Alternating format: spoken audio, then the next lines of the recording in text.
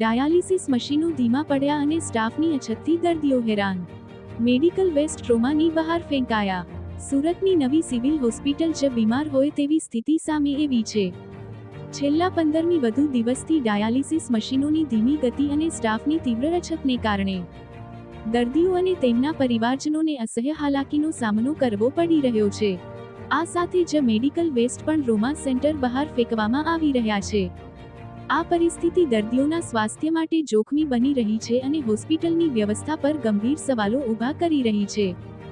Surat civil હોસ્પિટલમાં દરરોજ હજારો દર્દીઓ સારવાર માટે આવે છે, જેમાં ડાયાલિસિસ જેવી જીવનરક્ષક સેવાઓની જરૂરિયાત ધરાવતા દર્દીઓની સંખ્યા નોંધપાત્ર છે, જેના કારણે દર્દીઓને સમયસર સારવાર મળવામાં વિલંબ થઈ રહ્યો છે.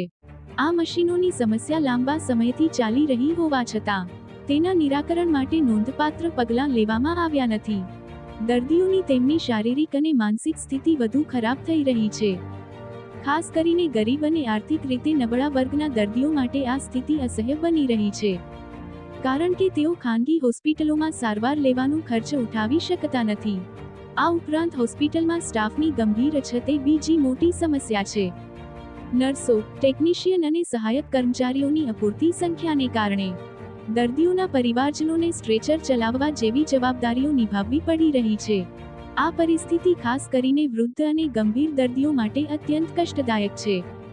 હોસ્પિટલ તંત્રની ગંભીર બેદરકારી દેખાઈ રહી છે.